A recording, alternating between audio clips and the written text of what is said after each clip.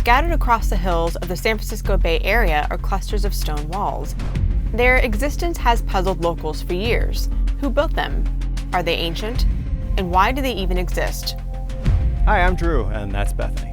We're in the East Bay Area to track down one of the region's most enduring mysteries, miles of ancient stone walls. Despite being observed for over 100 years, there's so much about these walls that is unknown, including their origin. Join us as we uncover the clues and speculations behind the East Bay Mystery Walls.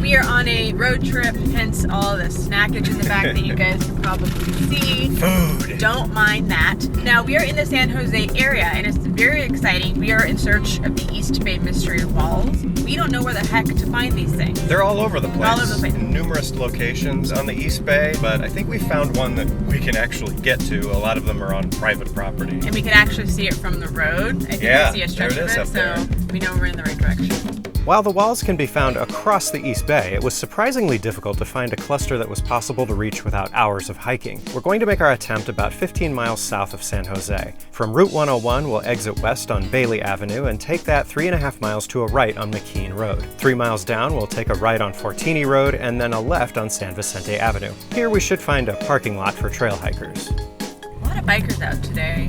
It is a lovely day. So that's the hill we need to Climb. hike up. Hopefully not climb. Oh, here we go, some friends. Oh, busy day here at the parking lot. Here, look at this guy. Is he coming out? That worked out. All right, wish us luck. We wanted to find a patch of wall with relatively easy access, and after many, many hours of searching on Google Earth, we found that Style Ranch Trail, which is about a mile up to the wall, was going to be our best option. So we'll see what we find. Yeah, but hey, if you want us to go see all of the wall segments, we'll just make a 3-hour episode, right? And that would take many, many days and many, many more trails. I'm sure. But for now, this is probably our best bet. Yeah, but let us know in the comments.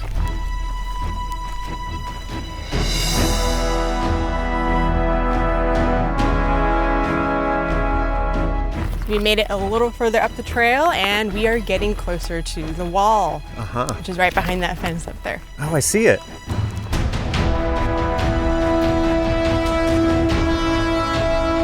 The biggest mysteries surrounding these walls are who built them, when, and why. We do know that documentation of the walls goes as far back as 1896 when the San Francisco Chronicle covered the East Bay Mystery Walls, and they basically said in their article, we don't know who built them, when, and why. Ah, well, at least we know they were just as baffled 130 years ago as we are today. True. Oh my gosh, I think we found something here. Did you solve the mystery? Yeah, I've solved the mystery of where they're located, this one at least. That's so neat. But who created these? Was it Chinese explorers, the Amish, Native Americans perhaps, or something more paranormal? When in doubt, always point to the aliens. You know me. I must say, they are impressively intact for being the age that they are. They really are, and that's why I came up here, is because this section of the wall right here looks like barely any stones have fallen off at all. I mean, down there you've got a trail going right through them, but up here I bet it looked pretty much like this when it was built.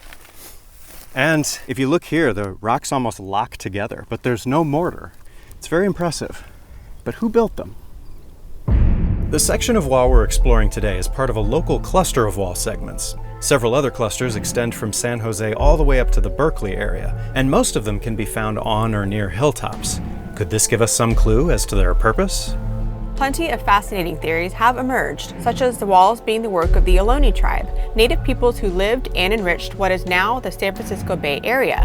While the Ohlone didn't traditionally build in stone, some believe the walls served as territorial markers, possibly aligning with sacred landscapes or borders. This theory is complete speculation, but it does reflect the tribe's deep connection to the land. Another theory links the walls to Euro-American ranchers of the mid-1800s gold rush era. As settlers laid anchors across California, stone fencing became a common method to control livestock and mark property boundaries. The stone walls could have been built quickly, with available stones to meet expanding demands. The walls may have been the work of a Chinese admiral. According to some speculators, the walls were constructed by Chinese laborers under the admiral's command for defensive or navigational aids. While there's no direct archaeological evidence to support this tale, it does lend to the curious lore and possible origin story of the mysterious walls.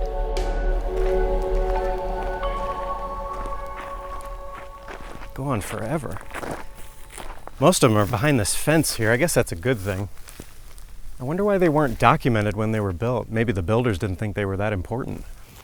Yeah, it also looks like they were probably built for just property markers rather than defense or something more epic. Well, it could be, but most of them don't enclose anything or even connect to each other.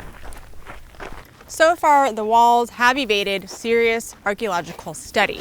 But that doesn't mean that local reporters and online sleuths haven't done the work to try to find some answers.